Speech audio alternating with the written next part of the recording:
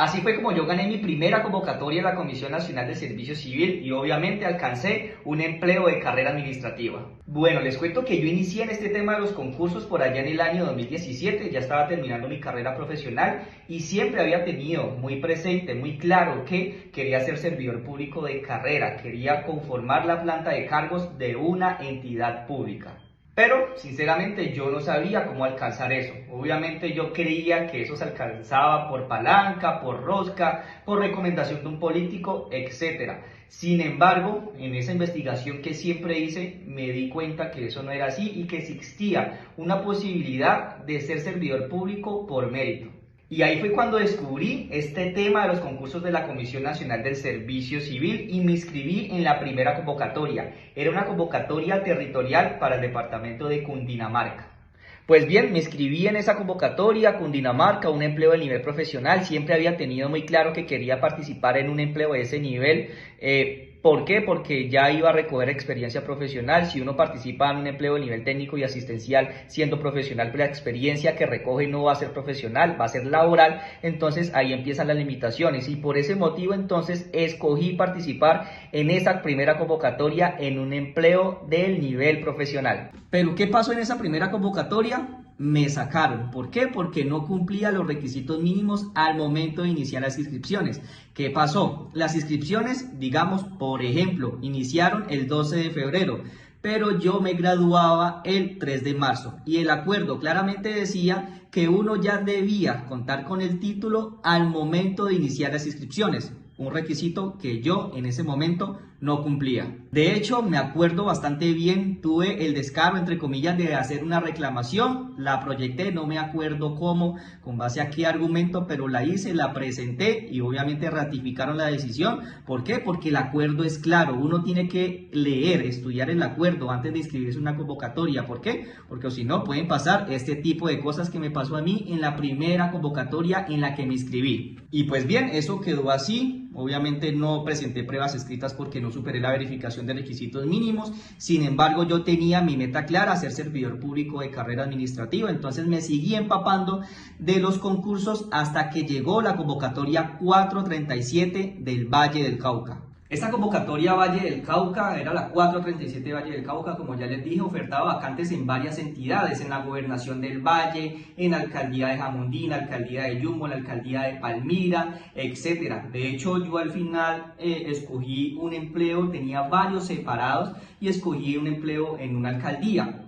Me empapé bastante, leí las reglas, los acuerdos, leí cuáles eran las etapas, cómo funcionaban estas convocatorias, cuáles eran las pruebas escritas a aplicar, etc. En esta convocatoria sí me empapé muchísimo más, pues ya teniendo en cuenta esa amarga experiencia previa que había tenido en la convocatoria Cundinamarca. Y como ya conocía las reglas, conocía cómo inscribirme correctamente, etcétera, pues me inscribí y obviamente en esta oportunidad sí cumplí los requisitos mínimos. Decidí inscribirme a un empleo profesional que no requería experiencia, pero en esa época para los empleos que no requerían experiencia sí se les hacía valoración de antecedentes. Eso ya cambió y ahorita les explico qué me pasó en esta primera convocatoria.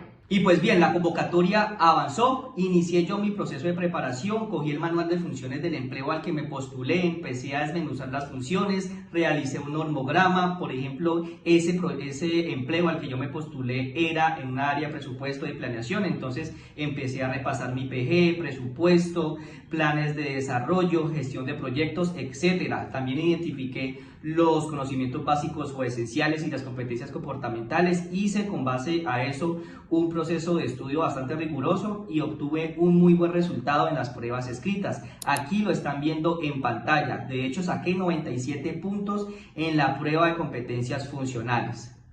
Ese empleo al que me inscribí era un empleo con 5 vacantes. Al presentar las pruebas escritas, obteniendo esos resultados que ya les mostré, quedé de segunda posición. Como era un empleo que no requería experiencia, generalmente por lógicas razones, en estos empleos se inscriben gran cantidad de personas. En esa ocasión se inscribieron aproximadamente 500 personas para un empleo de 5 vacantes. Les recuerdo que yo quedé segundo. Cuando salieron los resultados, obviamente la alegría era inmensa. Yo ya creía que el empleo pues lo tenía en el bolsillo, ya era mío, porque había obtenido un muy buen resultado y estaba en segunda posición en un empleo de 5 vacantes. Sin embargo, oigan lo que me pasó.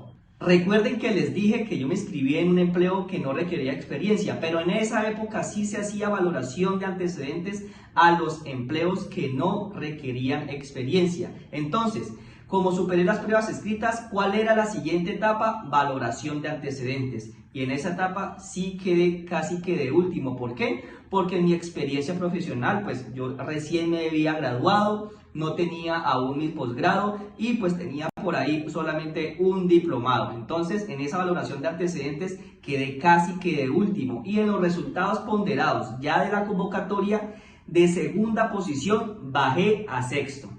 Y ahí yo dije, bueno, se me fue esta meta de ser servidor público de carrera, al menos en esta oportunidad. Sin embargo, cuando salieron los resultados de verificación de requisitos mínimos, recuerden que siempre tenemos la oportunidad de reclamar.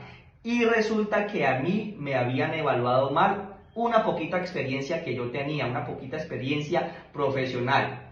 Resulta que no me tuvieron en cuenta desde el momento en el que yo terminé materias al momento de graduarme, y yo estaba trabajando en ese momento, y de acuerdo con el decreto 1083, la experiencia profesional, por regla general, inicia desde el momento en el que uno termina materias, es decir, no me estaban contando estos 2 o 3 meses. Entonces hice la reclamación con base a ese argumento. Y pues bien, redacté mi reclamación, la dejé en el CIMO.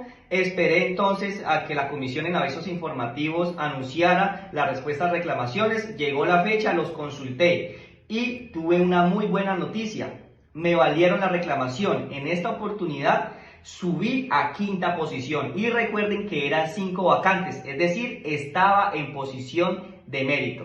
Y ahí fue cuando dije, listo, me gané el empleo, ya salieron los resultados ponderados, estoy en posición de mérito, ahora solamente faltaba esperar a la lista de elegibles. Pasó 3 semanas, un mes, la Comisión Nacional del Servicio Civil construyó, expidió las listas de elegibles, cobraron firmeza y a partir de ahí ya el balón entra a la cancha de la entidad nominadora, me nombraron en periodo de prueba.